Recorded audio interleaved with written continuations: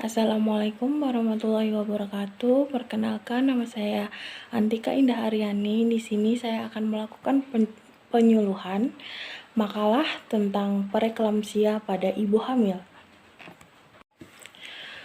Preeklamsia merupakan kondisi spesifik pada kehamilan yang ditandai dengan adanya disfungsi plasenta dan respon maternal terhadap adanya inflamasi sistemik dengan aktivasi endotel dan koagulasi. Diagnosis preeklamsia ditegakkan berdasarkan adanya hipertensi spesifik yang disebabkan kehamilan, disertai oleh gangguan sistem organ lainnya pada usia kehamilan di atas 20 minggu. Preeklamsia sebelumnya selalu didefinisikan dengan adanya hipertensi dan proteinuri yang baru terjadi pada kehamilan, atau new onset hypertension with proteinuria. Meskipun kedua kriteria ini masih menjadi definisi klasik preeklamsia, beberapa wanita lain menunjukkan adanya hipertensi disertai gangguan multisistem lain yang menunjukkan adanya kondisi berat dari preeklamsia. Meskipun pasien tersebut tidak mengalami proteinuri, sedangkan untuk edema lain tidak lagi dipakai sebagai kriteria diagnostik karena sangat banyak ditemukan pada wanita dengan kehamilan normal. Preeklamsia. Jika hanya didapatkan hipertensi saja, kondisi tersebut tidak dapat disamakan dengan preeklamsia. Harus didapatkan dengan gangguan organ spesifik akibat preeklamsia tersebut. B. Preeklamsia berat. Beberapa gejala klinis meningkatkan morbiditas dan mortalitas pada preeklamsia. Dan jika gejala tersebut dikategorikan menjadi kondisi pemberatan preeklamsia atau disebut juga dengan preeklamsia berat. Diagnosis preeklamsia. Terjadinya peningkatan tekanan sistolik sekurang-kurangnya 30 mmHg atau peningkatan tekanan sistolik 15 mmHg atau adanya tekanan sistolik sekurang-kurangnya 140 mmHg atau tekanan diastolik sekurang-kurangnya 90 mmHg atau lebih dengan kenaikan 20 mmHg atau lebih. Ini sudah dapat dibuat sebagai diagnosis preeklamsia. Kriteria terbaru sudah tidak mengkategorikan preeklamsia ringan dikarenakan setiap preeklamsia merupakan kondisi yang berbahaya dan dapat mengakibatkan peningkatan morbiditas dan mortalitas secara signifikan dalam waktu singkat. Preeklamsia hanya ada 2 kriteria, yaitu preeklamsia dan preeklamsia berat, dengan kriteria diagnosis sebagai berikut. Preeklamsia. Kriteria minimal preeklamsia yaitu tekanan darah lebih dari 140/90 mmHg setelah 20 minggu kehamilan.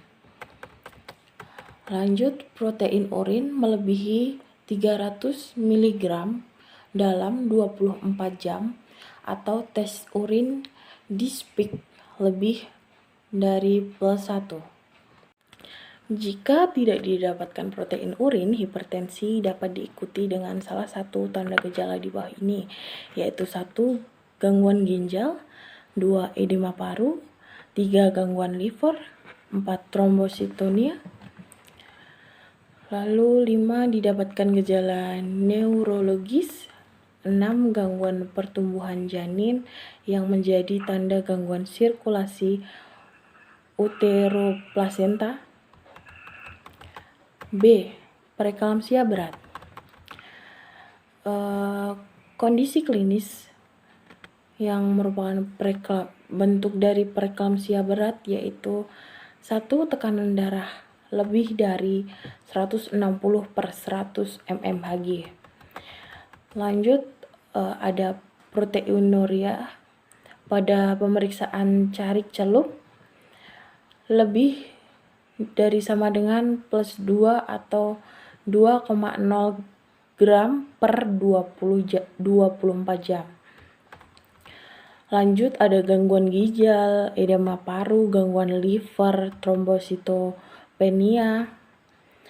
Didapatkan gejala neurologis yaitu seperti nyeri kepala, stroke, dan gangguan penglihatan. Gangguan pertumbuhan janin yang menjadi tanda gangguan sirkulasi uteroplasenta. 3. Patofisiologi preeklamsia. Meskipun penyebab preeklamsia masih belum diketahui, bukti manifestasi klinisnya mulai tampak sejak awal kehamilan, berupa patofisiologi tersamar yang terakumulasi sepanjang kehamilan, dan akhirnya menjadi nyata secara klinis. Preeklamsia adalah gangguan multisistem dengan etiologi kompleks yang khusus terjadi selama kehamilan. A. Teori kelainan vaskularisasi plasenta. B. Teori iskemia plasenta, radikal bebas, dan disfungsi endotel. C. Teori intoleransi imunologi antara ibu dan janin. D. Teori adaptasi kardiovaskuler. E. Teori stimulus inflamasi. Lanjut, 4 faktor predisposisi kejadian preeklamsia. A. Faktor resiko yang dapat dinilai pada kunjungan antenatal pertama anemesis. 1. Usia lebih dari 40 tahun. Usia merupakan bagian dari status reproduksi yang penting. Usia berkaitan dengan peningkatan atau penurunan fungsi tubuh sehingga mempengaruhi status kesehatan. Usia reproduktif sehat yang aman untuk kehamilan dan persalinan yaitu 20 sampai 35 tahun, sedangkan usia ibu lebih dari 35 tahun seiring bertambahnya usia rentan untuk terjadi peningkatan tekanan darah karena terjadi degenerasi, adanya perubahan patofisiologi yaitu terjadi spasme pembuluh darah anterior menuju organ penting dalam tubuh sehingga menimbulkan gangguan metabolisme jaringan, gangguan peredaran darah menuju retroplasenter.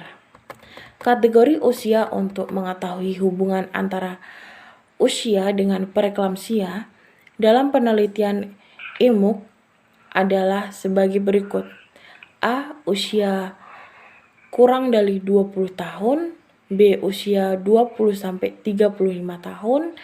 C. Usia lebih dari 35 tahun. Kesimpulannya, berdasarkan hasil penelitian di atas, didapatkan kesimpulan antara lain 1. Predisposisi faktor-faktor ibu bersalin di RSUD Kota Yogyakarta tahun 2018 yang mengalami preeklamsia dari yang paling besar ke yang kecil, diantaranya ibu dengan obesitas. Usia ibu kurang dari 20 atau lebih dari 35 tahun. Ibu dengan hipertensi kronik, ibu yang memiliki riwayat preeklamsia sebelumnya, ibu dengan paritas lebih dari 3, dan ibu dengan diabetes mellitus.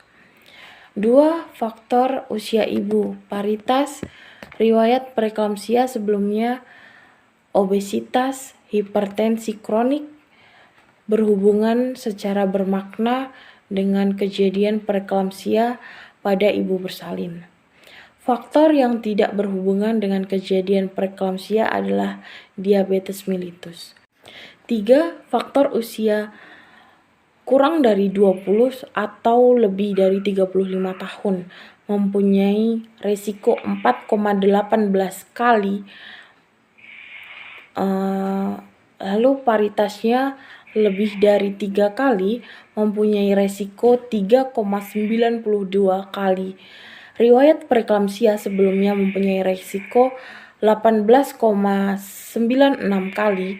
Obesitas mempunyai resiko 5,97 kali dan hipertensi kronik mempunyai resiko 2,32 33 kali untuk mengalami preeklamsia pada ibu bersalin di RSUD Kota Yogyakarta pada tahun 2018. Faktor yang paling dominan berhubungan dengan kejadian preeklamsia pada ibu bersalin adalah hipertensi kronik. Berdasarkan perhitungan probabilitas faktor usia ibu, diabetes mellitus, obesitas, dan hipertensi kronik hanya berpeluang 14,2% untuk mengalami preeklamsia. Sekian presentasi dari saya, bila banyak kurangnya saya mohon maaf. Wassalamualaikum warahmatullahi wabarakatuh.